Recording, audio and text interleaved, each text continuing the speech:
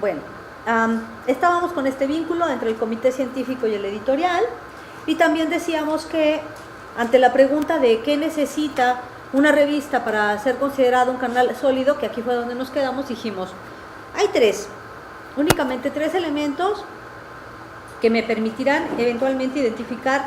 Fíjate, yo no estoy diciendo qué es lo que me permite identificar una revista como una revista de calidad. La pregunta está al revés. Es que, ¿qué es lo que necesita una revista para ser un canal sólido de comunicación científica?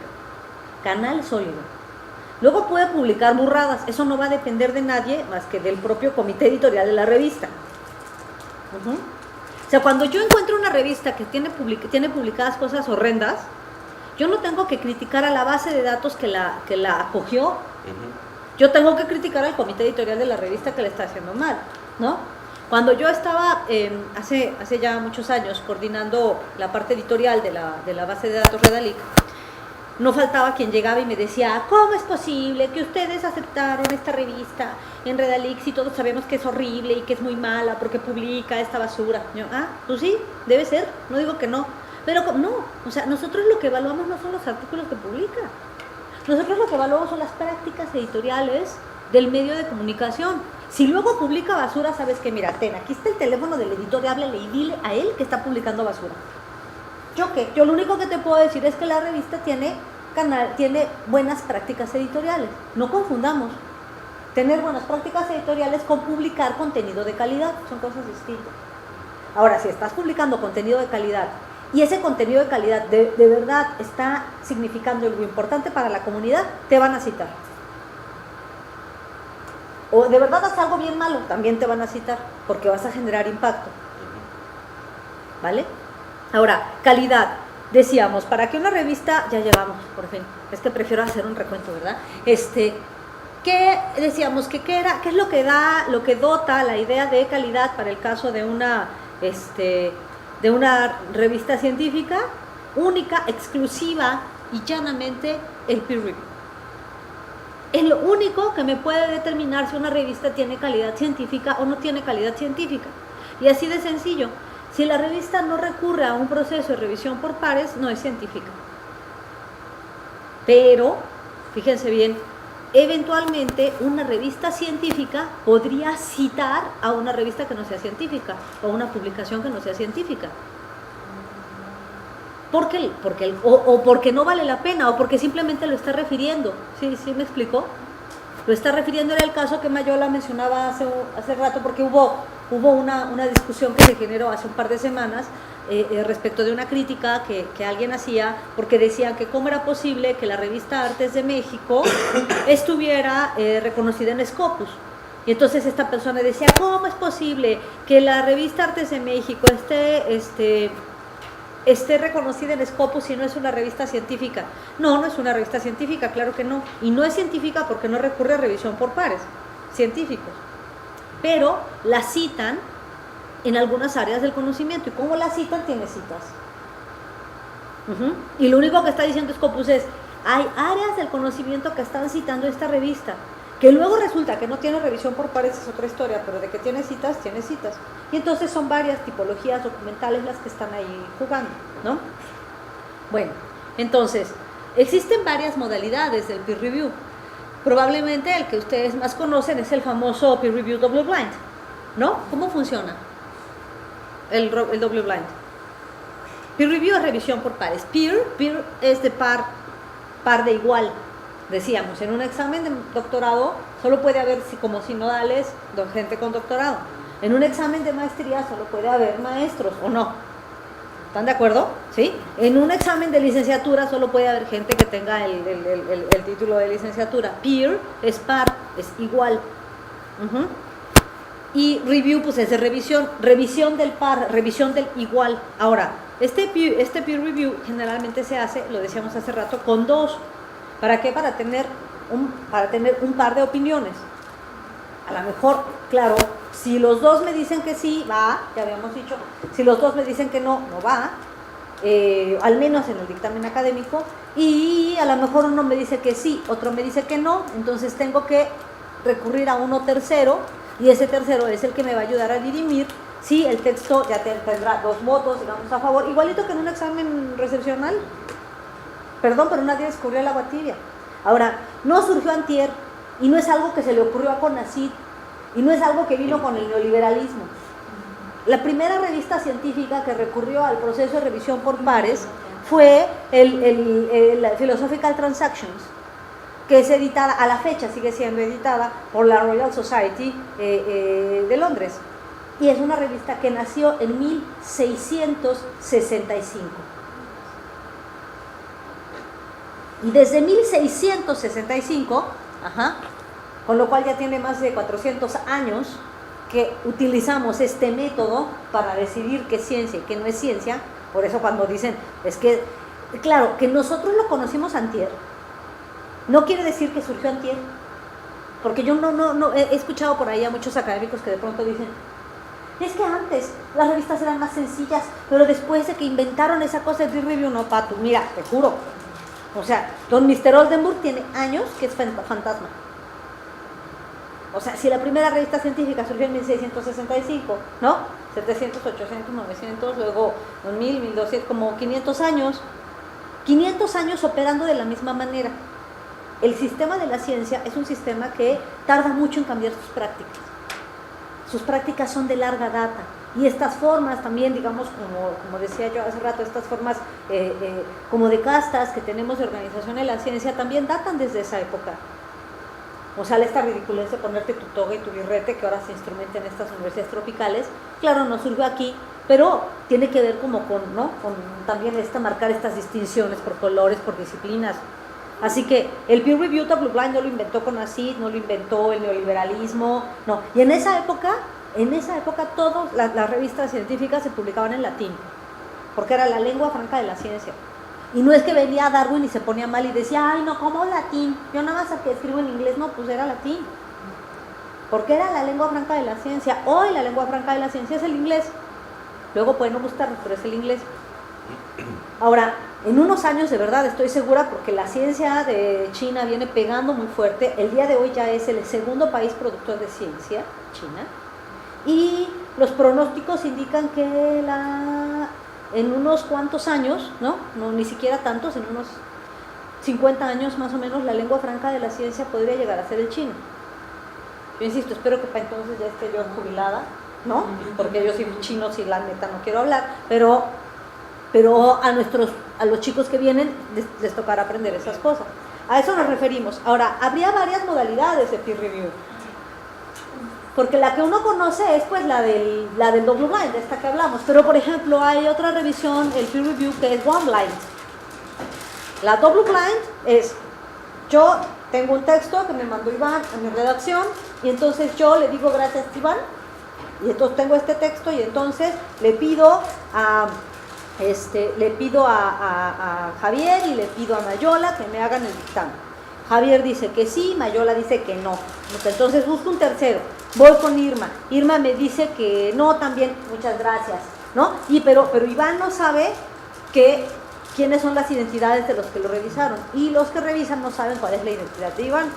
Esa es peer, son iguales, todos tenían que haber tenido el mismo nivel, dominio temático y grado académico, y por eso fueron pares, peer, y hicieron la revisión. Y blind, porque es ciego, no es ciego de que no ve, sino de que es anónimo. Entonces Iván no sabe, en ese sentido es ciego, Iván no sabe quiénes son ustedes, los revisores, y los revisores no saben quién es Iván. Es blind de aquí para allá y blind de allá para acá. Pero hay otra forma de peer review, que es el peer review one blind. Uno es el double y el otro es el one. El one blind es a donde Iván no sabe quién lo va a evaluar, pero los evaluadores sí saben quién es Iván. Y hay revistas que operan así. Incluso hay otras revistas ya el día de hoy, ya mucho más avanzadas, porque como todas están montadas en plataformas abiertas, hay muchas revistas, sobre todo en las áreas biológicas y físicas, que empiezan a recurrir a otra forma de revisión que se le llama el Open Peer Review. Es un peer review pero abierto, a donde Iván sabe quiénes son ustedes y ustedes saben quién es Iván, pero no nada más eso, el mundo lo sabe. Ustedes me van a decir, ¿cómo lo sabe el mundo? Porque está en la plataforma, Y entonces está la plataforma y en la plataforma tú ves que está Iván y estás viendo cómo le está haciendo los comentarios Javier, ¿no? Y ahí estás viendo si es mala leche o no, o si se tardó, o si fue un dictamen chafa, que también los hay. Luego hay dictámenes bien chafas, Yola lo sabe, cuando uno está coordinando estos procesos editoriales, cuando te llega este dictaminador que dice sí, que se publique, no, güey, dime por qué. O no, pero dime por qué, no nada más es un sí o un no. Tienen que ser también dictámenes razonados, y hay dictaminadores que francamente no saben dictaminar, o que no están haciendo una labor como de crecimiento. Entonces, cuando eso queda abierto al público, y no nada más Iván lo ve, sino lo ve toda la comunidad de micólogos, si tú no haces un buen dictamen, te vas a quemar entre la comunidad de micólogos. Si te tardas en entregar, se está tardando Iván, ¿no? Mira los dictámenes que hace Iván, ¿no? Bien superficiales. Y ahí se van. Entonces hay muchas disciplinas que lo empiezan a habilitar. En América Latina, por supuesto, no hay ninguna. Ahora estamos ayudando a coordinar una revista, la revista de Chapingo, serie forestales y del ambiente. Va a empezar a instrumentar esa forma de dictamen. Amparo se llama la editora. Cuando le dije, ¿de verdad lo quieres hacer? Y me mira así como, sí, y se me pone nerviosa, ¿no? Y entonces habla con el coordinador de publicaciones y me dice, Teodoro, ¿que hablaste con Amparo? Quiere. No, están locas, no sé qué, no, bueno, pero si quiere a lo mejor lo logra hacer y puede quedar bien y pues vamos a ver si lo echamos a andar. Es que creo que no les conté, es que además de estar en la universidad, ser profesora de tiempo completo allá y toda esa parte de eso, tengo una consultora, soy consultora de comunicación científica, se llama eso, entonces ofrezco servicios de consultoría para apoyo a las revistas. Entonces, sobre todo revistas científicas. Si no son científicas, ni las acepto, ¿no? Y quienes llegan, oye, ¿me ayudas? No, ¿cómo crees? No eres de ciencia, ¿no? Y pues sí, porque hace falta ese tipo como de cosas, de gente que a veces ayude a gestionar una revista, para que ayude a decirte cómo la tienes que organizar, qué hacerle, hacia dónde llegar. Eso es lo que hago en mis ratos libres. No tengo nada que hacer, ¿verdad? Bueno, entonces, esa era la calidad. Luego la legitimidad. La legitimidad, habíamos dicho, está dada por el aporte a la discusión científica. Es decir, aportas algo. Puse el ejemplo, no lo puse aquí, ya no sé ni dónde fue. Creo que ahora que me estaban entrevistando en la tele, algo me preguntaban acerca de esto y me decían, bueno, ¿cómo yo sé que un medio es legítimo y que algo es es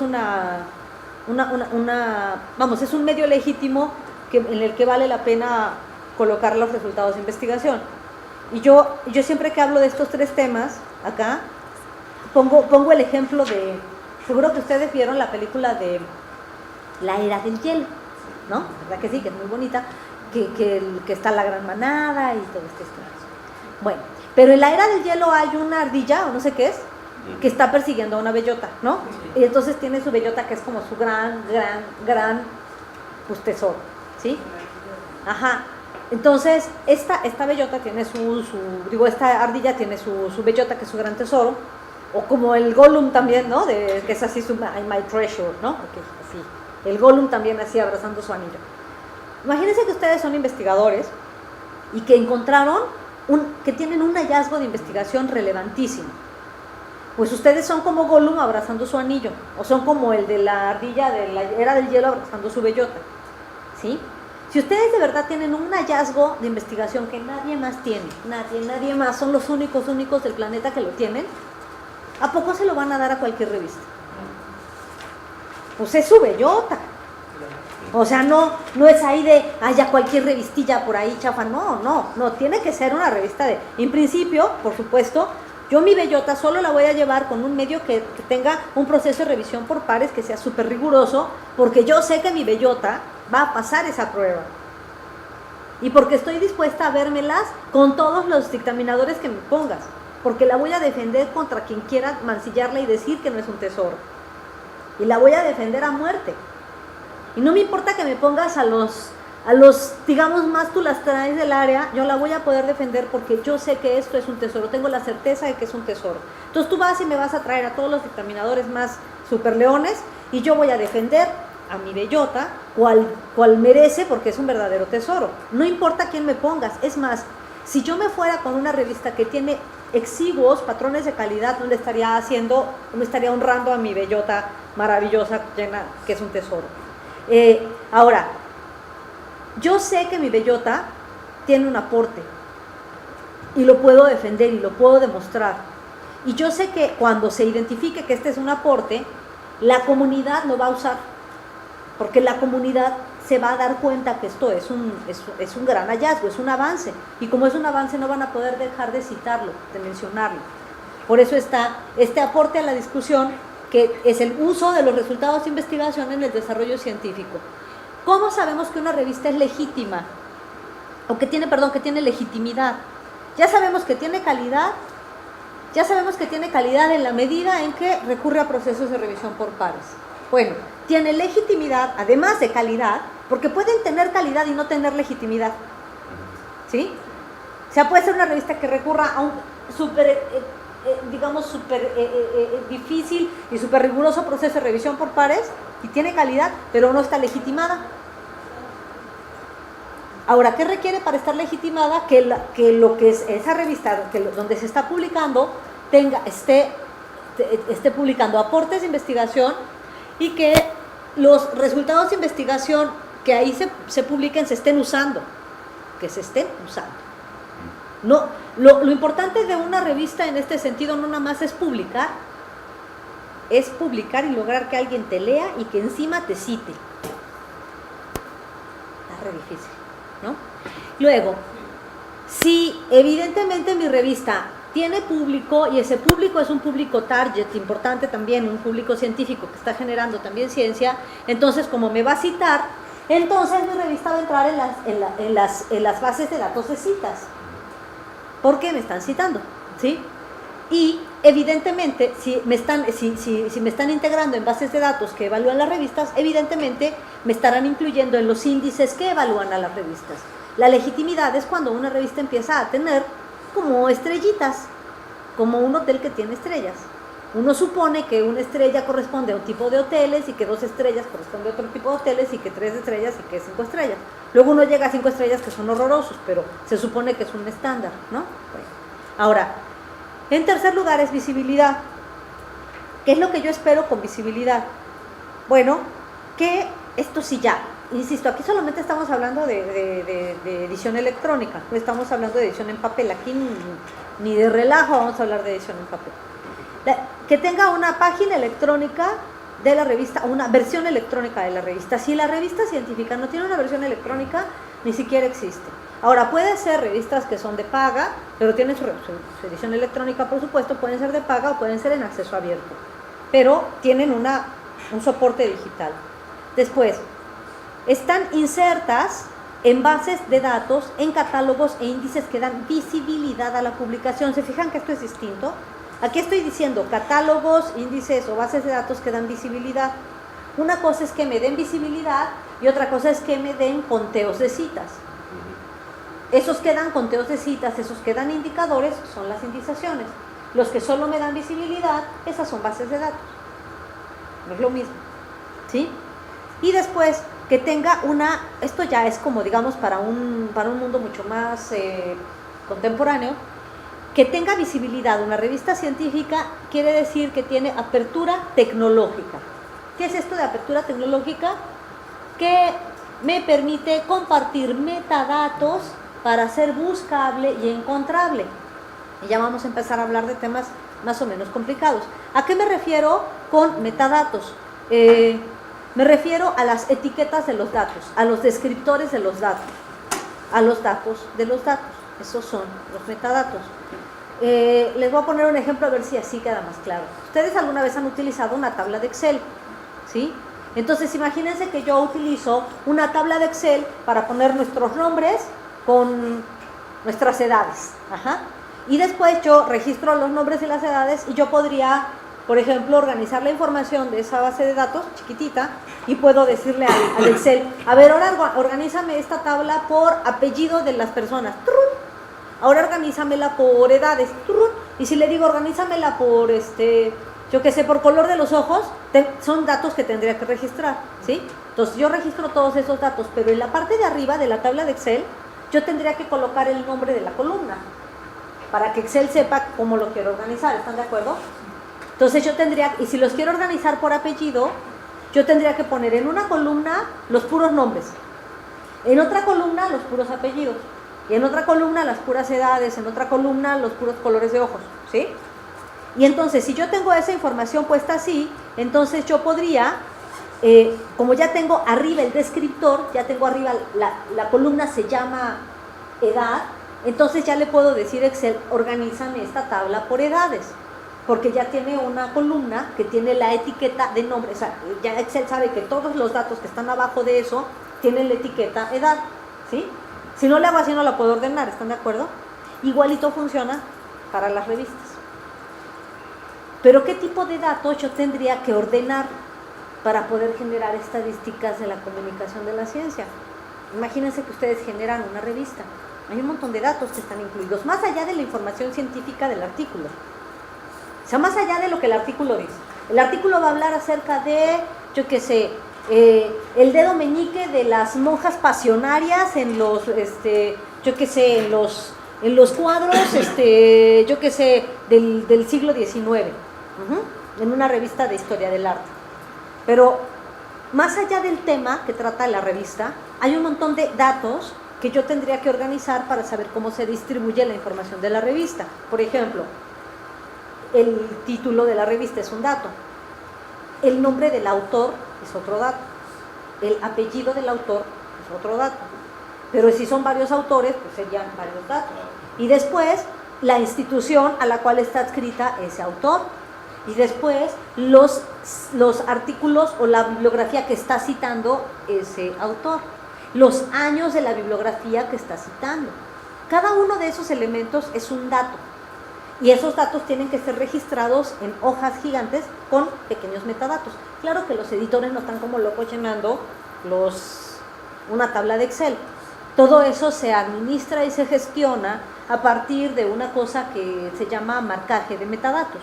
El día de hoy todas las revistas digamos, las revistas científicas que quieren acceder, que quieren empezar a acceder a las bases de datos de calidad, tienen que estar haciendo marcaje de metadatos en sus archivos. Así como antes era importantísimo que el archivo se fuera, no sé por qué se va automático, así como antes era súper importantísimo que tener un maquetador, ¿se acuerdan? Cuando en el mundo en papel era importante el maquetador y el diseñador y el impresor y todo eso. Bueno, todos esos elementos, cosas del mundo en papel, son sustituidos en el mundo de la edición electrónica por programación.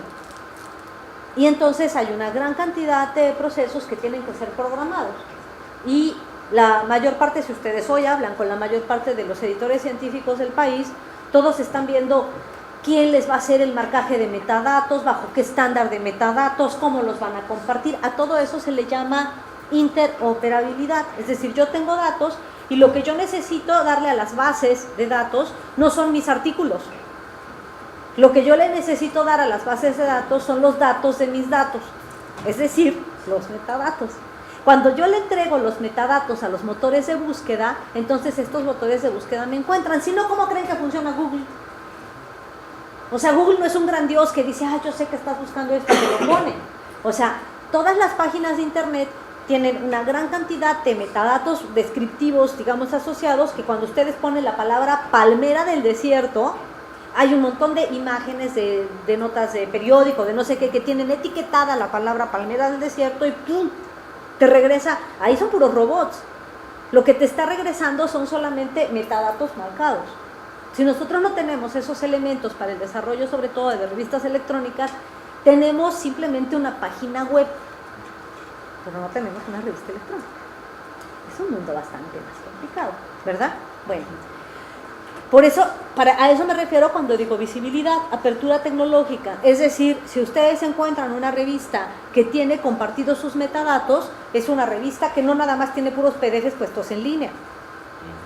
Los PDFs son, digamos, los soportes que son visibles para el humano, pero los PDFs no son visibles para las máquinas. Los formatos visibles para las máquinas son el XML o el HTML. Cuando ustedes vean una revista científica que lo que tiene es que te ofrece PDF, pero te ofrece HTML y te ofrece XML, quiere decir que está otorgando datos a bases de datos. Y ahí sí me conviene entregar mi bellota. Si no, no.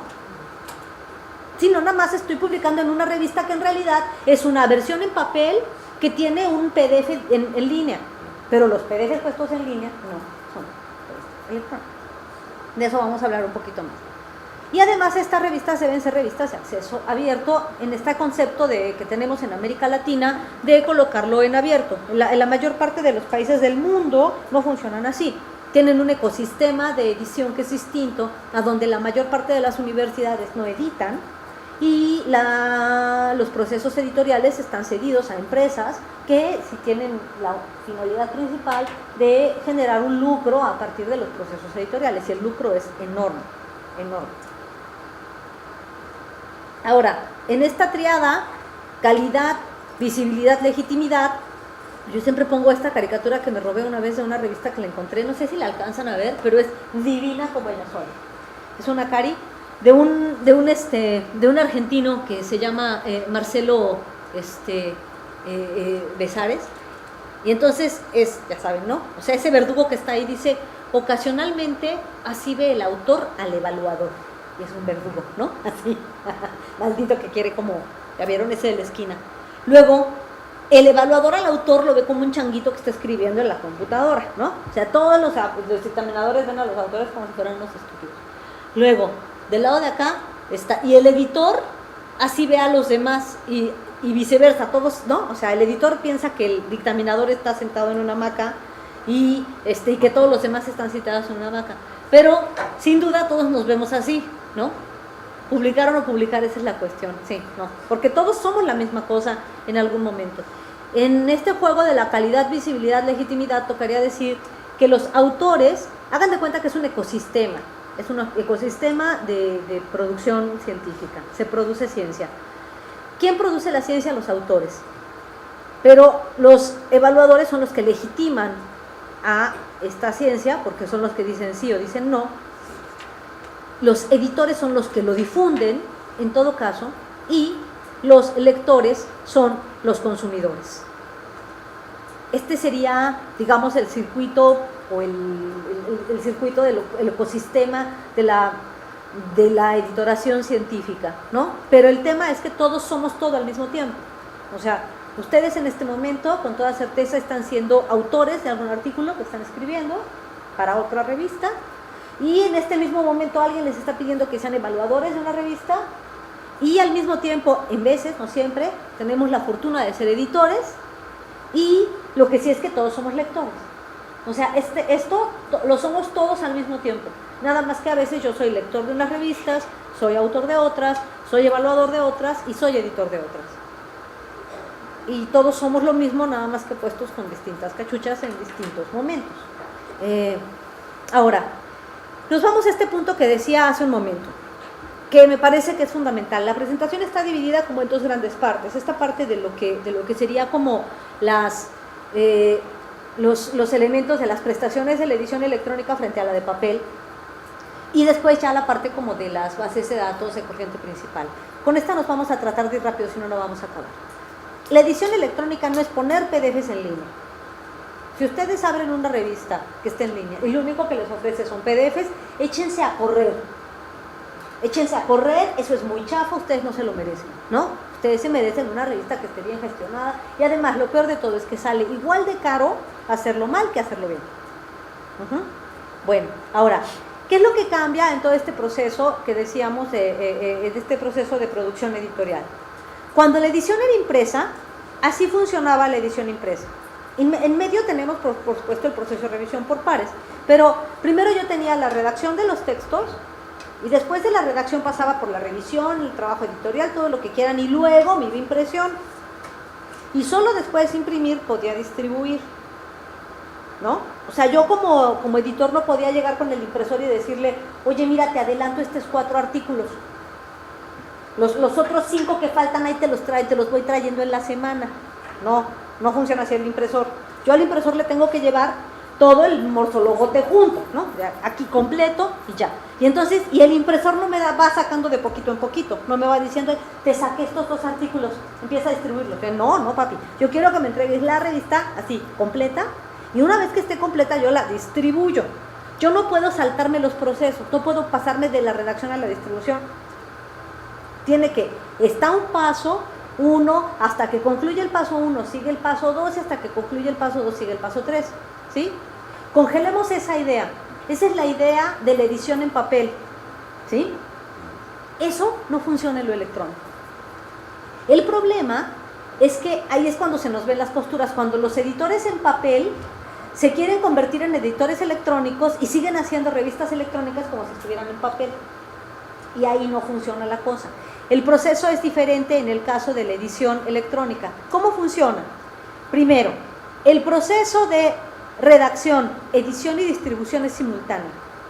Yo puedo tener repositorios preprint a donde estoy colocando mis textos mientras los estoy puliendo y los estoy haciendo al mismo tiempo, ya los estoy distribuyendo yo como autor, y eventualmente le pido a un editor que si le interesa publicar esto que estoy escribiendo. Pero cuando te digo estoy escribiendo es que lo estoy escribiendo. Lo estoy escribiendo, me lo está mandando a dictamen, pero ya está siendo difundido en algunos repositorios, y yo como autor ni siquiera ocupo de que el editor me lo haga si lo que quiero es distribuirlo directamente, pero sí requiero al editor para poder legitimarlo como conocimiento científico, porque de darlo a conocer lo pongo desde mi Facebook hasta en un repositorio en Archive o en el SSRN, en el que sea, y lo coloco. Pero necesito que sea una revista científica para que tenga legitimidad de ciencia, si no, no la tiene. Ahora, evidentemente, cuando yo pienso en los procesos de distribución, estos procesos de distribución no tienen solamente una salida. En estos procesos de distribución tienen sí el PDF, que sería lo más cercano a la imprenta, pero también tienen un EPUB, también tienen un HTML, también tienen un XML y eventualmente hasta tienen impresión, pero muchas veces ni siquiera tienen impresión. Y todo este proceso es intertextual e interoperable. Una revista nativa electrónica no tiene que esperar a cerrar número. Ese es un concepto de la era Gutenberg. Pues en era Gutenberg, por supuesto que yo tenía que esperar, ¿no?, a que juntar los 6 artículos, y entonces ya que los juntaba, pues ya llevárselos al impresor y entonces hacer el artículo. Pero cuando yo tengo una edición 100% electrónica, así va. Entonces yo tengo los artículos y no hay ninguna razón que me explique por qué razón yo ya tengo 3 artículos aceptados, guardados en mi disco duro, que van a guardarse, yo qué sé, 6 meses en lo que los otros vagos terminan para que todos salgan juntos. No funciona así. La edición electrónica es, ¿no?, ya lo aprobaste, ya está, se va, y en lugar de hacer diseño editorial, lo que haces es marcaje de metadatos.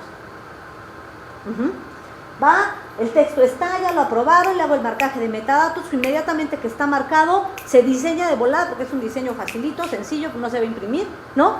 Y entonces ya está, lo coloco en línea y se va llenando el cochinito, y entonces digo, ya empecé el número de, yo qué sé, el número de enero 2017, lo empezaron a cerrar como, yo qué sé, desde agosto, porque desde agosto empezaron a caer los textos, y ya en enero cierras, porque en enero ya cerraste, y ya empezaste a abrir los del que viene, y los del que viene, y los del que viene.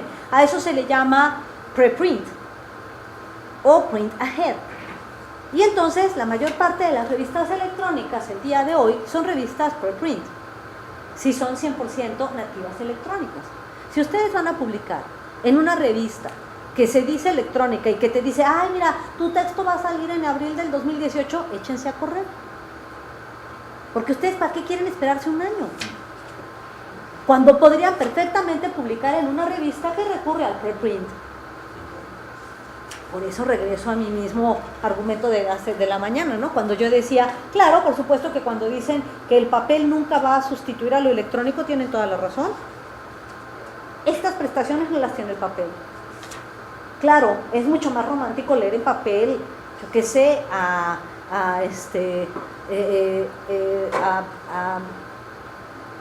Pablo Neruda, pero para ciencia yo sí ocupo rapidez. Para ciencia yo sí ocupo rapidez y no estar esperando a cerrar número y no estar esperando a todas estas cosas. ¿Qué tiene la publicación electrónica? La publicación electrónica, a diferencia de la publicación en papel, es que no solo distribuye información. La publicación electrónica distribuye información de la información y por eso es mucho más ágil y por eso es mucho más robusta.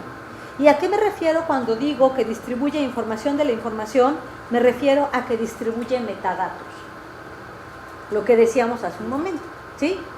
Y evidentemente aquí, este tipo, digamos, como de nuevas formas de producción, cuando antes ustedes estaban bien preocupados por tener un diseñador gráfico, con sus revistas en papel, con sus libros en papel, el día de hoy tendrán que estar bien preocupados por tener programadores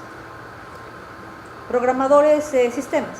No estoy hablando del soporte técnico, no estoy hablando del muchacho que me viene a arreglar la impresora cuando se le atora el papel. Ese es un soporte técnico. Estamos hablando de programadores que sepan programar, que es distinto que un simple ingeniero, ¿sí? Son cosas distintas. Y que me programen estos sistemas interoperables para que se puedan hacer los marcajes de metadatos. Si ustedes, por ejemplo, ahorita mismo creo que Cielo esta semana está dando un curso a los editores para enseñarles a marcar XML. Todos los editores andan marcando XML y andan haciendo, todos andan en eso. No hay un editor científico que no esté vinculado con ese tipo de cosas. Entonces, si vamos a nacer una revista en 2016, más vale que nazca mirando, porque este será, digamos, como los retos que va a tener que enfrentar. No los quiero espantar, pero ya la era Gutenberg tiene rato que fue, ¿no? Ventajas y mitos de la edición electrónica. Es un mito. Pero sí, sí, pero no. Oiga, es que yo quiero hacer una revista electrónica, profesor, porque, ¿no? Les llegan con el decano, ¿no? Fíjese que quiero hacer una revista y quiero que sea electrónica porque así va a ser internacional. Pues no necesariamente.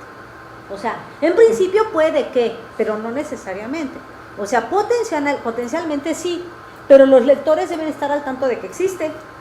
O si no, ¿cuál internacional? Si está más invisible que otra cosa, ¿no? Y para ello es deseable ser visible en los principales motores de búsqueda. Y aquí ni siquiera estoy hablando de Voz y de Scopus, estoy hablando de Google, ¿no? Como les digo, estoy asesorando unas revistas, ¿no? Entonces, me escribe hace poquito, me escribe un editor que quiere que le ayude a asesorar su revista, ¿no? Entonces me dice, le paso los datos, y yo le digo, no me pasen nada. Yo la evalúo así, nada más dime cómo se llama y yo la valoro y no sé qué, y te digo si la asesoro y cómo va a ser el proceso. No, es que le quiero pasar, no quiero que me pases nada, porque quiero saber si tu revista realmente existe y se ve. Si tú me tienes que decir cuál es el URL de tu revista para que yo la encuentre, ya está, ya desde ahí empezamos mal, por supuesto, no es visible, ¿no? Si yo tecleo el nombre y en Google aparece en la página 27, no es cierto, no eres internacional, ni siquiera te ves, nadie te conoce, nadie te visita en tu casa, estás muy triste, es muy solo. Entonces, es un mito que por ser electrónica va a ser automáticamente internacional, no. Primero tendría que ser visible en los principales motores de búsqueda. En segundo lugar, voy a hacerla más rápido, velocidad en la publicación. Y yo digo, es posible publicar un número tan pronto como esté listo en un soporte digital. Difundir segmentos y prepublicar, como decíamos hace un momento. Pero lo que es más importante, el tiempo de revisión y lectura del peer review, que siempre es lo más lento de una revista científica, ese no cambia, porque es lo que le daba calidad a la revista. Entonces, potencialmente puede que sea más veloz, una vez liberado el artículo, lo demás sí es más veloz, pero el proceso de revisión por pares se va a tardar lo que se tenga que tardar, ¿no? La gelatina cuaja cuando cuaja. Y el artículo estará aprobado cuando esté aprobado, cuando apruebe el peer review, pero no es que el peer review va a ser más rápido porque la revista es electrónica. Los investigadores se seguirán tardando lo que se tardan cuando la revista, ¿sí? Tercer mito. ¿Tiene capacidades? Esta es una ventaja. ¿Tiene capacidades adicionales? Sí. Tiene capacidades adicionales que no tiene el papel, ¿no? Y aquí me da mucha pena por los amigos que aman el papel y que les gusta cómo huele, ¿no? Y a mí también me gusta cómo huelen algunos libros, no todos huelen. Pero la edición electrónica tiene posibilidades que no tiene el papel. Por ejemplo, tiene buscadores al interior y a través de las páginas. Yo tengo una revista electrónica y puedo tener un buscador y ese buscador me ayuda a encontrar un artículo sobre un tema, sobre los metadatos del tema o al interior del tema, ¿sí? Si yo tengo, por ejemplo, Yo me acuerdo que yo tenía en mi casa todos los números completos de la revista de la CEPAL. Y eran una cantidad de papel que hasta que cuando la CEPAL ya tiene la revista en línea, por supuesto que agarré todo ese papel y lo tiré, porque aparte tenía todo ese papel y yo decía, ay, me acuerdo de un artículo, yo qué sé, sobre pobreza, pues creo que estaba en los 80s, ahí me tenían buscando hasta que lo encontraba. En cambio, hoy, entro a la página de la CEPAL, entro a la revista y le pongo pobreza, tarrán, ¿no? Y me encuentro hasta más artículos que ni sabía que existían. Claro que el papel no va a sustituir a lo electrónico, por supuesto que no. Además, me ofrece hipervínculos que me permiten hacer una lectura intertextual. Es decir, yo estoy leyendo un artículo y de pronto yo estoy leyendo el artículo y dice, ¿no? Qué bien, y entonces tal como menciona Perengano de tal, qué bien, y entonces ahí me le hago clac, y entonces ahí me vincula con el DOI o con el crossref, y entonces le hago clic y leo ese texto que dice el señor que está muy bueno. No nada más, porque antes lo que hacíamos era mucho más lento. O sea, antes yo leía un texto y decía, ay, esas 3 citas que hizo este texto están re buenas. Y ahí me tienen al día siguiente, voy con el bibliotecario a ver si está de buenas, ¿no? Y le digo, oye, mire, están estos 3 textos. El bibliotecario me dice, no hay préstamo interbibliotecario, te tienes que ir a la Ciudad de México. No, oye, pero ¿cuándo? No, pues ahora en vacaciones me voy a ver si consigo. Tengo una tía, ¿no? Que está en Guadalajara, a ver si me manda el libro. En cambio ahora, ¿no? Todo lo que tú haces es, me gusta ese texto otro, acá le hago clic. Si ese clic me lleva al ORCID, me lleva al DOI al ORCID del autor o me lleva al DOI del artículo otro, clac, entonces yo entro y lo abro en ese mismo momento y le doy un paneo rápido de ojos y digo no era lo que quería o digo si era lo que quería. Y sigo y voy, y entonces estas lecturas intertextuales que estoy leyendo esto, me voy a lo otro y regreso a lo mismo, eso no lo puedo hacer en papel. Por supuesto, el papel no va a sustituir a lo electrónico, por supuesto que no, ¿no? Puedo incorporar en mis revistas archivos no textuales, que esto es lo más interesante, lo decías hace un ratito en la charla que teníamos en la tele. Yo sí le puedo incorporar archivos no textuales a las publicaciones en línea y sería deseable que lo haga, porque si no, no estoy aprovechando el ambiente web. ¿A qué me refiero con esto? O sea, un artículo que a lo mejor está hipervinculando un video, que a lo mejor está hipervinculando una base de datos, que me está llevando a fotografías a gran resolución que puedo descargar. Eso por supuesto que no lo puedo hacer en la versión en papel. Pero si es una revista de antropología, y entonces yo digo que son súper interesantes los testimonios, y entonces yo hago y le coloco varios audios, entonces estoy leyendo y le hago clic y puedo ver el audio, puedo ver el video, ¿no? Del video que levantó el investigador, o le puedo hacer clic y le enlaza a otra base de datos que tiene datos abiertos, y entonces la base de datos que está analizando, yo puedo hacerle clic y tomarla para poder con ese trabajo, con ese análisis derivar otras investigaciones. Esto tampoco lo puedo hacer con el papel, ¿verdad? Pero si yo tengo una revista electrónica y no estoy aprovechando esas prestaciones, no estoy haciendo una revista electrónica. Estoy haciendo una revista en papel en su versión digital, que no es lo mismo. ¿Sí? Insisto, vincular archivos no textuales, series de datos, estadísticas de uso. Yo antes nada más sabía cuántos números había tirado, y como una vez le preguntaban a un editor, qué risa, ¿no? Le decían, oiga, ¿y usted cuántos libros tira? Y entonces él contesta así de este ejemplar, ¿no? Y él dice, mire, joven, pues casi todos los tiramos, porque la verdad es que no los vendemos, casi todos los tiramos. Para ser sincero, sí los tiramos casi todos. Entonces, sí, tenías un tiraje de 2,000 y suponías que eso iba a llegar, pues los tenías en la bodega, es lo mismo que no los tengas en ningún lado. Acá, por ejemplo, se pueden incorporar indicadores por artículo, porque una cosa es que la revista tenga cierto posicionamiento y hay veces que dentro de la revista hay ciertos artículos que son los super topics y que tienen como la mayor visibilidad, y hay otros que nunca los ha abierto ni el propio autor del artículo de veces, ¿no? Ustedes los ven así, nunca lo abrió nadie, ni la novia del autor, nadie no lo quiere en ese señor. Ya no digan para citarlo, para ver, ay, mi vida, te quedó bien bonito tu artículo, ni para eso lo abre. Oye, si tienes 3 novias, que por lo menos 3 downloads tenga, ¿no?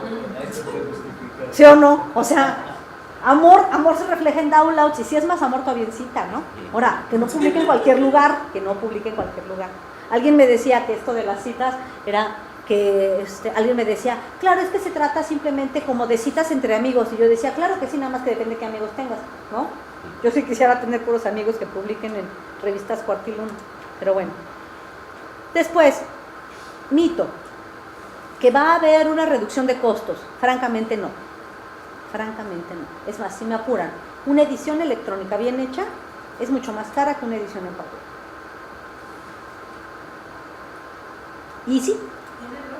Porque solo si se deja de imprimir por completo. Pero la mayor parte de las revistas encima van híbridas para acabarlas, ¿no? Entonces, y tienen que hacer la parte en papel, y como están anclados al papel, no hacen verdaderamente una edición electrónica. Los costos se trasladan a nuevos segmentos, o a más tiempo en capacitación del personal, ¿no? O a contratación de personal con nuevas capacidades, o más sueldo, o a subcontratación, a contratación de empresas que me ayuden a hacer las cosas, equipo, hosting, todo. Es un mito, sí, Javier.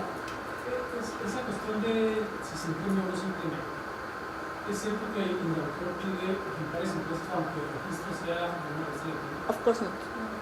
Y no, y si quieres ahorita le hablamos a Parets, ¿no? Y le preguntamos, porque esa pregunta se le hicieron ahora que fue el Entre Pares en San Luis Potosí y que él dio un taller, alguien le preguntó, oiga, ¿es cierto? Y él dijo, no, pero nunca le pedimos nada a nadie, ni siquiera a las empresas, ¿no? Les das una, ay, pero puedes imprimir una versión digital de las impresas, no tienes que hacerlo de verdad. Ahora, de las electrónicas, si tú dices, esto es una versión electrónica, con que le entregues el URL, con eso es más que suficiente, es un mito. Y de una vez les digo otro mito. No, porque, mira, una cosa es, claro, una cosa, el jefe que está ahí sabe, luego, claro, a lo mejor hay un Godínez, que no. Entonces tú le dices al Godínez, no, papá, velo bien, es electrónico, te reto. Ahora, si imprimimos la pantalla. Ajá. Imprimimos una pantalla. Sí. Y el URL. O sea, tú les entregas el URL y con eso es más que suficiente. Pero no, hay otro mito enorme. Yo me acuerdo, hasta tengo un video grabado de eso. Porque cuando estaba coordinando el comité editorial de mi universidad, llegan los de, ya saben, los de historia y estas áreas, ¿no? Y me decían, es que yo dije así, impresión bajo demanda. O sea, si te demandan 10, imprimimos 10. Si te demandan 1.400.000, mira, papá, imprimimos 1.400.000, ¿no? Sobre demanda. Y nos fuimos con puro tiraje sobre demanda y la gente de ciencias de humanidades estaban infartados porque ellos querían sus tirajes de 2.000, ¿no? Entonces, me llegaron con el cuento de que decía CONACYT que te dan una mayor puntaje en el SNI si tienes un tiraje mayor. Y yo así les dije, ¿de verdad? Lo dice, sí lo dice. Y tú no sabes. Y yo dije, mira, yo soy SNI. Y en ningún lugar he visto que a mí el SNI me esté pidiendo cuál es el tiraje. Pero para salir de dudas, tengo la gran fortuna de llevarme muy bien con Julia Tagüeña. Entonces le digo, oye, Julia, ve a mi universidad, voy a hablar con mi comité, porfa, para que lo saques de dudas. Ahí va, hasta grabamos esa sesión, la transmitimos por televisión y yo así de, señoras y señores, en este momento Julia Tagüeña va a sacar, ¿no? La verdad. Y le dijimos así, a ver, Julia, mira la cámara, dilo directamente. ¿Cuál es el tiraje que exige CONACYT para que un investigador se mantenga en el SNI? Que su libro tenga un tiraje de ¿cuánto? Y ella dijo, ay, por mí no imprima ninguno. O sea, me tienes sin cuidado cuántos imprimen, lo importante son las citas. Y eso, ¿saben qué? Eso sí está más difícil. Podría usar otra palabra, pero estamos en un recinto académico. Eso sí está más difícil. Eso, pues en esas bases, eso sí está más difícil. Como que, mira, imprimir 2.000 ejemplares como quiera, eso cualquiera. El problema de la cita, ese sí es un problema. ¿No? Pero no es tan así. Entonces, esta reducción de costos solo es si en efecto se deja de imprimir, pero el equipo requiere otro tipo de capacitación. Ustedes lo ven, tú lo ves, Mayola. Si empiezan ustedes a hacer en la editorial, empiezan a hacer edición electrónica, a los mismos que antes tenías haciendo maquetas en InDesign, ahora resulta que el pobre hombre o la pobre mujer tiene que aprender el marcaje XML, tiene que aprender lenguaje PHP y tiene que aprender a programar y te empiezan a decir, oye, espérate, ¿y con el mismo salario? Ajá. Entonces, no sé si necesaria. Y claro, tú dices, no puedo, encima son sindicalizados, no los puedo obligar a hacer otra cosa. Entonces consigo el dinero de CONACYT y con el dinero de CONACYT no me deja contratar gente porque pues CONACYT no es ningún tonto, Si te contrata gente que genera derechos laborales, entonces terminas subcontratando empresas que te ayudan a hacer las cosas, no necesariamente es más barato. ¿No? Es un mito, es un mito. Ahora, como tendencias emergentes, estarían al menos 3, 4. Por un lado, esto que está muy de moda, lo del acceso abierto. En alguna ocasión vine a hablar del tema de acceso abierto, así que de ese ni voy a hablar porque siempre tengo el claxon pegado con ese tema. Pero ciencia abierta, que es otro tema. Ya no solamente acceso abierto al postprint, porque el acceso abierto casi siempre es acceso abierto al postprint. Lo que ya se imprimió, que esté en abierto, que no sea, que sea de, digamos, de lectura o de descarga gratuita para el usuario. Ciencia abierta implica algo más allá. El movimiento de lo abierto busca aumentar la visibilidad y accesibilidad, calidad de impacto de la producción científica editada, sino de la que está en proceso también. ¿A qué se refiere a ciencia abierta? Hay repositorios de datos abiertos. ¿Qué investigación están ustedes haciendo en este momento? Yo qué sé. O sea, yo estoy haciendo una investigación acerca de los procesos de APC para el caso de las revistas científicas. Entonces estamos gestionando, identificando qué revistas cobran una cosa que le llaman Article Processing Charge y cuánto cobran. Y eso todo es un montón de datos que tenemos que estar gestionando, ¿no? Y a lo mejor si tú eres antropólogo, pues no sé, yo qué sé, te fuiste a la comunidad de los mazatecas y hiciste tu etnografía y no sé qué. Bueno, ¿qué es datos abiertos? Que todos los tapes de tus grabaciones los subes a un repositorio y le dices a la comunidad de antropólogos del mundo, úsenla. Claro, tiene tu nombre, y si la van a usar van a decir, bueno, sí, evidentemente Francisco Mancera es el autor, retomando estos datos de Francisco Mancera, pero tú los pones a disposición de la gente, para que los usen como quieran, incluso para que digan algo diferente de lo que tú dijiste. Tú con eso concluyes que, yo que sé, que la población tiene un alto nivel de responsabilidad social y yo los uso para decir que no, son los mismos datos. Eso es ciencia abierta. No nada más abiertos los textos escritos, porque investigar no es escribir. Investigar no es escribir. Investigar es el proceso de creación, todo. Es también gestionar los datos, es también vértelas con el trabajo de campo, es todo eso es investigación y por eso se habla. Hay otro movimiento que es el copyleft, que es el de, digamos, la parte legal sobre lo abierto. Este copyleft son los modelos de licenciamiento acordes a la comunicación científica abierta y electrónica. Por supuesto, el acceso abierto, la ciencia abierta solo es posible en ambientes electrónicos. No es posible en ambientes papel, ¿no? Solo son posibles en ambientes electrónicos. Y están los modelos de licenciamiento. No es un copyright que significa todos los derechos reservados. Es un copyleft que significa algunos derechos reservados. ¿Cuáles los que yo me quiero reservar? Recién discutía con un editor que me decía, mi revista no tiene contradicciones de derechos de autor. Yo le decía, claro que tiene contradicciones de derechos de autor. ¿Por qué no? Mira, ve, te voy a decir. Tú aquí dices que la revista es de acceso abierto, y sí lo es. Y estás ofreciendo los contenidos en línea y los puedo descargar en línea. Ajá. Y entonces, ¿por qué tiene un letrero en principio en la hoja legal que dice todos los derechos reservados, ¿no? Para poder hacer una copia o reproducción solamente con permiso directo del editor. Entonces no entiendo, si yo leo la hoja de copyright, debería detenerme de hacerle clic para hacerle download a uno de los artículos. Es una contradicción. Entonces, ¿qué son estas contradicciones que tienen que ver con esta cosa de que somos editores, que venimos del papel y nos mudamos a lo electrónico? Pero en el modelo electrónico en abierto, la licencia es una licencia copyleft, que es esta licencia Creative Commons, ¿no? Que es las doble C, en lugar de una sola C. Esa es una tendencia emergente. Otra tendencia emergente que está muy fuerte es el tema de la ética en la publicación. Ante la mayor posibilidad de difundir, distribuir, copiar, editar y reusar información, cobra cada vez más importancia el uso de la información sin la debida atribución autoral, que posterior a un juicio podría, digamos, incautarse o determinarse que se trató de plagio, ¿no? Plagio solamente es cuando ya está determinado como tal. Mientras nosotros como editores no somos jueces, yo no puedo acusar a alguien de plagio. Quien puede acusar a alguien de plagio es un abogado en un juicio y lo acusa de plagio, ¿sí?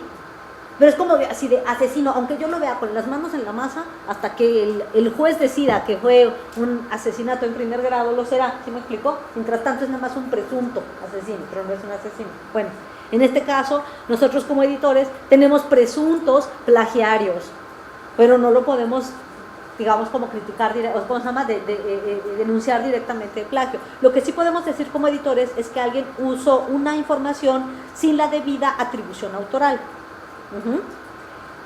La gran ventaja que tenemos en lo electrónico es que es absolutamente fácil y sencillo poder identificar las atribuciones, los usos de información sin atribución autoral. Es decir, los famosos softwares antiplagio, ¿no? Y se pueden usar, y bueno, el día de hoy han causado de todo, ¿no? O sea, le encontraron desde Peña, le encontraron, ¿no? Yo cuando vino lo de Peña, yo estaba más o menos, porque cuando estoy muy metida en estos temas, yo vi un montón de gente que se puso así, ¿no? Como en estas de, claro, Peña, ya, ¿no? Ay, así de, le deberían quitar su grado y quitarle no sé qué, y entonces es un, ¿cómo dijeron? Que está cometiendo este fraude y no sé qué, no sé cuál, y diga, a ver, bájenle. Si le tuviéramos que pasar el software antiplagio a todas las tesis de todas las personas, yo quiero saber cuántos se quedan, digamos, con los dos rabos, con las dos orejas y el rabo. ¿Por qué? No, pero lo puedes hacer, no, yo lo que digo es que es muy fácil criticar cuando estás en eso y dices, claro, es que Peña cometió ese error, perdón. Todos sabemos que es absolutamente común en la academia. Si le tuviéramos que pasar el software antiplagio a todos los SNIS-3 de este país, sustito que nos dábamos. ¿No? O sea que, ¿no? El que esté, como les dije yo, les contesté en el Facebook, el que esté libre de plagio que lance el primer meme, ¿no? Pues sí, porque la verdad es que, claro, nos empezamos a controlar ahora que ya sabemos que existen softwares antiplagio y que muchas revistas utilizan estos códigos de ética y dicen, ¿no? O sea, porque hay códigos de ética científica y que tú te apegas a esos códigos y cuando llega un artículo a tu redacción tú le dices, oye, ¿tú sabes que este es mi código de ética? Hay códigos de ética. Uno lo tiene el COPE, que es el Consortium on Publication Ethics, que es el comité del que hablábamos hace ratito, que tiene un decálogo, bueno, los decálogos son más, es un código de ética que cuando llega un autor a querer publicar contigo, tú le dices, ¿quieres publicar conmigo, Iván? Sí. Ok, mira, tú aquí tienes que reconocer que esta revista se apega al código de ética del Committee on Publication Ethics. ¿Juegas? Sí juego, firma aquí. Ok, firma, vale. Y una vez tú firmas un documento que dice, reconozco que esta revista se apega al código de ética del Committee on Publication Ethics y por tanto sé que mi texto, al momento de ser sometido a dictamen editorial, que es el previo al académico, ¿sí? Que previo al dictamen editorial, el texto será revisado con un software antiplagio. Si este texto encuentra un porcentaje de plagio que tiene que definir, ustedes díganmelo quién, el comité editorial o el comité científico. Hablamos ya del comité editorial y el científico, esas decisiones las toman los comités. Porque, ¿qué tanto es tantito? En música, por ejemplo, o sea, yo sí puedo utilizar 10 minutos, creo que 10 segundos, ¿no?, de una canción y reproducirla sin tener que pagarle derechos a, sí, o a quien tenga los derechos, ¿no? O sea, yo qué sé, a Michael Jackson de los derechos de John Lennon, ya ves que los tenía él, ¿no? De los Beatles. Entonces, pero si lo uso tantito, no es plagio, es si lo uso más. Y plagio no nada más, en el caso de la academia, no nada más es usarlo tantito sino citarlo. Ahora, si todo es una glosa de puros textos, de pura, ¿no? O sea, nada más, tomo y tomo, como dice Habermas, como dice Foucault, como dice no sé qué, yo no estoy diciendo nada, ¿sería también plagio? No sé. Tendría que ver qué tanto está de original en el texto, o el autoplagio, como le llamarían, o es el reuso de información. Pero eso lleva a una discusión un poco más amplia, porque tiene que ver justamente con lo que entendemos como formación científica. Por esa razón yo digo, esta decisión la tiene que tomar, y yo les pregunto a ustedes, ¿el comité editorial o el comité científico? Porque tiene que haber parámetros establecidos claros en la política editorial de la revista. Que esta revista tomará como posible, yo qué sé, el 30%, o sea, que el texto que llegue tenga por lo menos un 10% de originalidad, o por lo menos un 20%, sabemos que no va a ser 100% original, por Dios, no nace ayer. Todos sabemos que la ciencia justamente avanza por acumulación, ¿no? Pero no lo digo yo, lo dice Dilte y lo dice Merton y lo dicen todos. Entonces, no estoy yo pensando que la gente va a llegar a inventar de cero la rueda. Por supuesto que la ciencia avanza por acumulación y avisando, ¿no?, de quién estoy yo atribuyendo, pero más allá de que incluso yo esté atribuyendo. ¿Cuándo es original algo? Cuando yo tomé de mucha gente y el 5% de todo lo que dije es original, o si es el 10%, o es el 20%, o el 30%, o el 40%, o el 50%. Bueno, para eso existen los códigos de ética. Si ustedes se van al Committee on Publication Ethics, cada disciplina tendrá sus propias, atenuantes. Habrá disciplinas que dicen si puedes o qué es lo que tienes que citar, ¿no? Evidentemente hay quienes dicen, bueno, ya no tienes que citar la fórmula de, yo qué sé, la termodinámica de Heisenberg, porque pues todo el mundo sabe que es esa, era obvio, no te la puedes robar, ¿no? Hay una serie de elementos que en principio tienes que leer los códigos de ética, ver qué es lo que se apega a tu disciplina, y tu propio comité tendrá que tomar una decisión y decir, a ver, cuando lleguen los artículos deben tener por lo menos un 40% de originalidad. ¿Cómo la ven?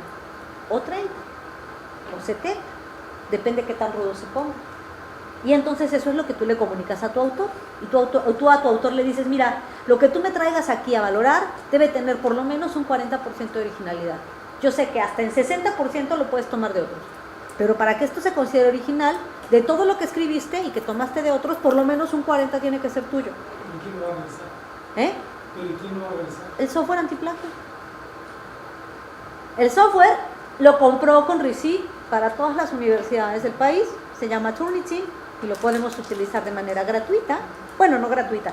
Todas las universidades, las universidades que estamos suscritas al CONRECIT, nuestras bibliotecas pagan una cuota, que no es poca, por tener acceso a muchos recursos de información, entre ellos el software antiplagio.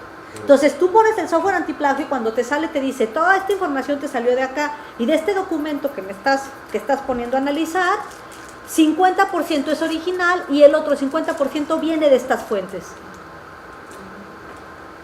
¿Cómo se llama el software? Se llama Turnitin. Se escribe, es Authenticate, así, ouch. ¿Dónde está? Ya no tengo plumones. Préstame tus plumones, Iván. ¿No? ¿Sí? A ver. Gracias. La empresa se llama Turnitin y el software se llama Authenticate. Hay varios, ¿eh? Pero ese que se puede usar aquí. Sí, la empresa se llama Turnitin. Y el software se llama así, Ten y Kate. Ahí aquí lo hemos hecho. Authenticate, ¿sí? Ustedes entran con su clave de acceso remoto del CONRECIT, si están en su casa o desde la red institucional, entran y no todas las universidades están suscritas, eso es importante, porque acuérdense que como funciona el CONRECIT es que el bibliotecario de tu universidad se suscribe a algunas fuentes de información y pues algunos bibliotecarios, porque tienen más lana, dicen quiero este cachote. Hay bibliotecas más chiquitas que dicen quiero este cachito, solo me alcanza para esto. Entonces, no todas las bibliotecas que están suscritas a todo. Ahí hay un listado, pero si ustedes están suscritos, con toda certeza lo podrán utilizar. Todas las revistas científicas que forman parte de la política que respalda CONACYT, tienen una clave para utilizar el software Authenticate. Con lo cual, ¿por qué razón? Porque CONACYT obliga a las revistas que forman parte de su acervo que respalda, obliga a las revistas a tener un código de ética y obliga a las revistas a recurrir a un software antiplagio. Ahora, insisto, ¿qué tanto es tantito? No lo va a definir CONACYT. ¿Qué tanto es tantito? No lo va a definir Authenticate. Authenticate solamente es un software que te ayuda a decir esto que preguntabas, ¿no? Pues mira, de todo esto es original, de lo que escribió Rosario es original el 40%, el otro 60% son fuentes que tomó de otra persona. Pero las está citando, sí. Bueno, si está citando y tiene 40% de originalidad respecto del otro, ¿qué va? O a lo mejor hay quien diga, no, o sea, original cuando tenga más del 70%. Otros dirán original más del 95%, pero eso va a depender de cada comité editorial. Para eso sirven los comités editoriales. Y ustedes le avisan a su autor, tu texto va a pasar por un software antiplagio y nosotros exigimos que tu texto tenga por lo menos un 30, 20, 10. Eso no hay un estándar, cada quien pone el estándar que quiera. Y ya los autores dirán, ¿A ustedes qué les parece que 40 es mucho o que es poco? Pero eso ya es una decisión personal, ¿están de acuerdo?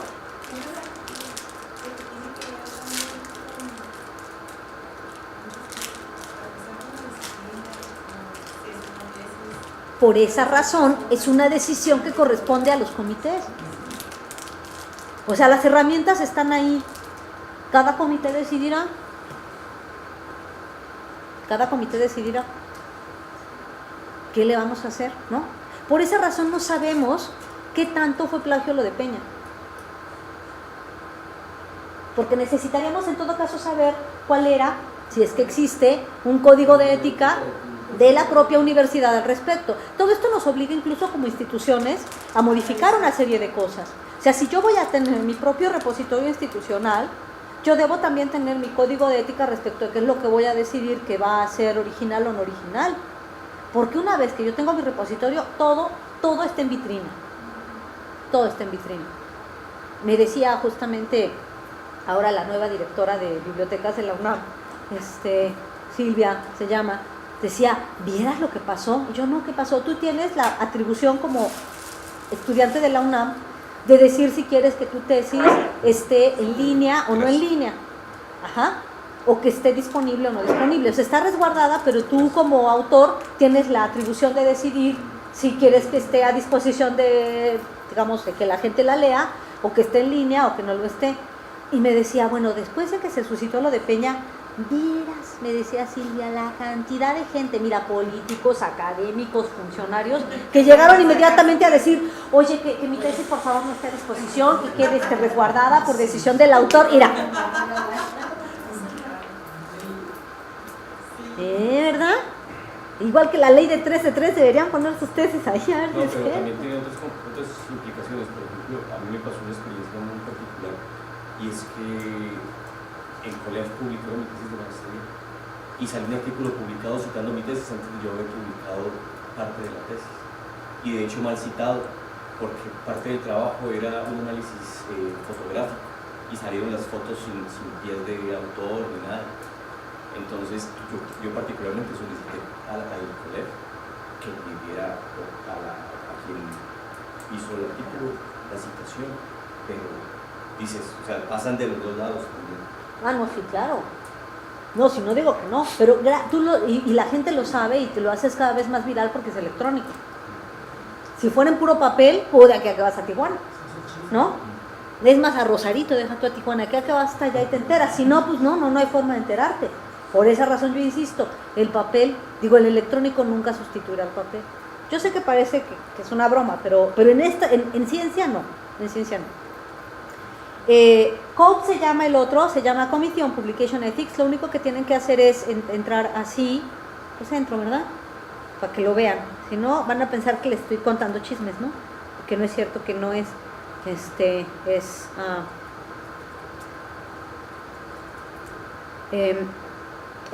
Committee on Publication Ethics.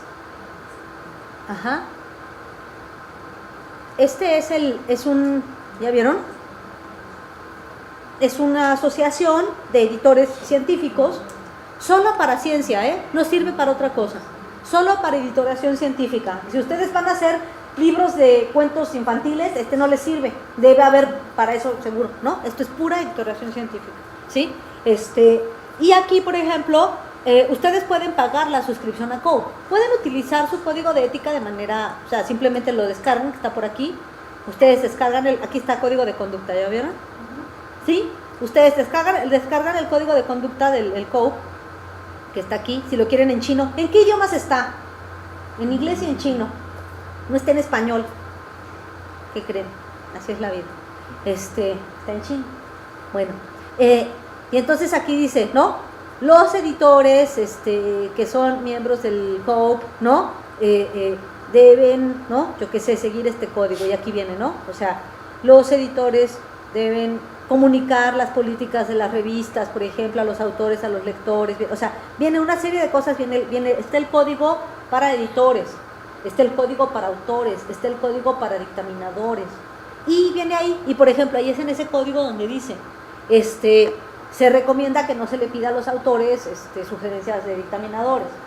En ese comité también dice, se sugiere que el editor de una revista no sea autor en la misma revista que dirige.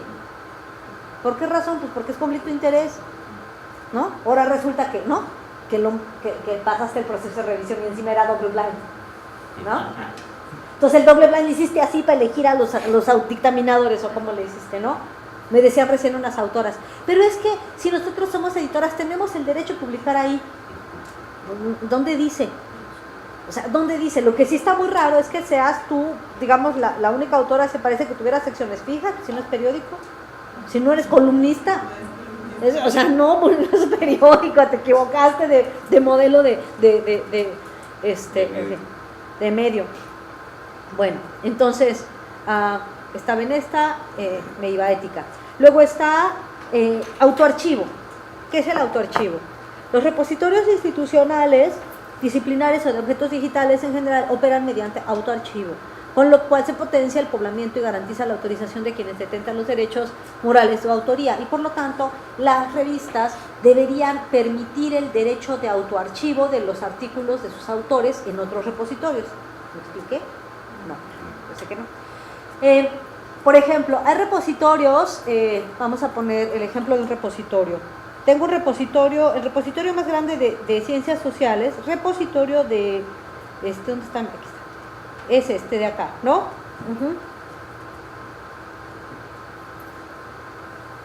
El Social Science Research Network, para el caso de ciencias sociales, y hay otro que sería el Archives para el caso de, ciencias, para matemáticas y física. Hay muchos, ¿no? Hay un montón, pero vamos a ver, por ejemplo, ¿no? Yo tengo aquí el Archive, que lo coordina la Universidad de Cornell. Este es un repositorio, no es una base de datos, este es un repositorio de autoarchivo. Si yo soy físico, yo soy matemático, yo soy todo esto, yo saco mi clave, es muy sencillo, y lo único que tengo que hacer es autoarchivar, es decir, yo mismo deposito los textos, yo solito subo mi información ahí, y yo puedo subir textos, a ver si así se ve, yo puedo subir textos que están en preprint, es decir, que los estoy discutiendo, los estoy escribiendo ahorita y apenas apenas los voy a mandar a dictaminar a una revista o están en dictaminación. La revista tiene que decir en sus políticas, la revista acepta o no acepta para su proceso de dictaminación archivos en preprint. Digo, si archivos que estén autoarchivados, artículos que estén autoarchivados en repositorios preprint, como es este caso. Entonces aquí tengo pues un montón de temas, ¿no? Tengo de las altas energías, de matemáticas, de computación, de estadística, en fin. Vamos a abrir uno de, por ejemplo, de plasma, ¿cuál es? De geometría, de física química, ¿no? Y aquí viene la cantidad de depósitos que ha habido en el día. Este es el depósito de hoy, miren, hoy es 9 de noviembre, ¿no? Estos son los depósitos que ha habido hoy en esta área. Se depositó este texto de aquí que se llama Scholastic Multi-Reference, que se llama disipación de la energía excedida, y que se llama Time Dependent Potential, el no sé qué. Entonces, yo entro y, por ejemplo, voy a entrar a y ya tengo un número. Cuando yo entro, inmediatamente me asignan un número DOI, y entonces yo tengo este texto, si yo lo quiero citar, aquí tengo cuáles son los autores, el texto fue depositado el 8 de noviembre, y si yo lo quiero ver, le hago acá, y lo puedo, no tendría que poder descargar por completo, aquí está, ¿no? Lo puedo descargar en PDF, aunque tengo otros archivos. Y aquí tiene este número, que es el número de Archive, es un artículo de física, que tiene ya su abstract, tiene todo, y con toda certeza este texto está siendo dictaminado en una revista de física, no sabemos cuál.